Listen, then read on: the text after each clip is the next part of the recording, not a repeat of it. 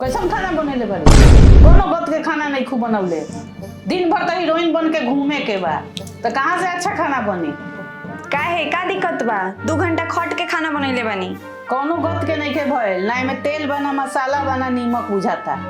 ध्यान कहाँ रहेला खाना बनावे में? एगो तो 2 टाइम खाना बनाओ तारू, ओहू में भार हो जाता तारा। हाँ तो 2 टाइम नु खाना बनेला ना, हमनी के यहाँ 4 टाइम बनत रहे पहले। हमनी के 4 टाइम खानी सन, तारा आइला के बाद 2 टाइम हो गए। आ ओहू में एगो नीमन खाना नहीं के बनत। अइला धरा ले जा, मैगी बना के लियाओ हमरा खातिर। रुक का बुढ़ियो, तारा ढेर मैगी खाए के मन करता, अभी खियाओ तनी। रुक का बुढ़ियो, तारा ढेर मैगी खाए के नु शौक बा, तारा के मैगी ना मिर्च मैगी खियाए आज। इतना निमन बनावत तनिया बुढ़ियो के खराब लागता। ऐसा आज बनाएम कि निमन खाए के ख्वाहिशे भुला जाए। दुनिया के खराब से खराब खाना आज के बाद इनका अच्छा लगे। और लो 4 चम्मच डालो तनी, आज खा के ना मुंह भकभकवा देनी। ली मम्मी जी रउला खूब अच्छा मैगी बनैले बनी, एकदम मन से। देखो ई नु भइल बात। मम्मी जी टेस्ट करके बताई ना कैसन बनल बा, जल्दी खाई।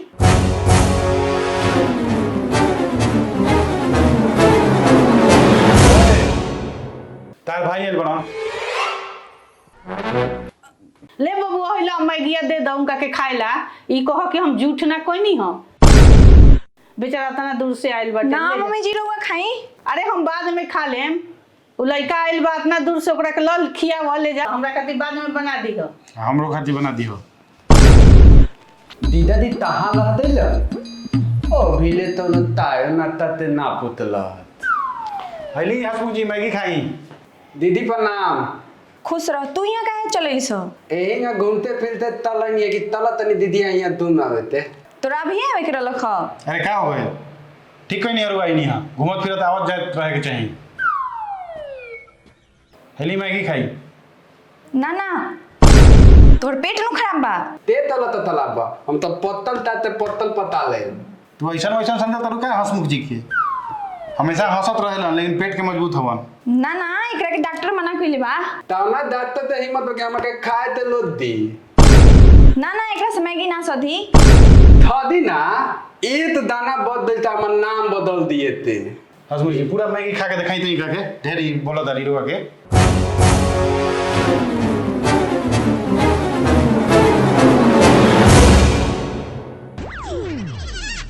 खाई खाई खाई खाई क्या कहते खाई सदा के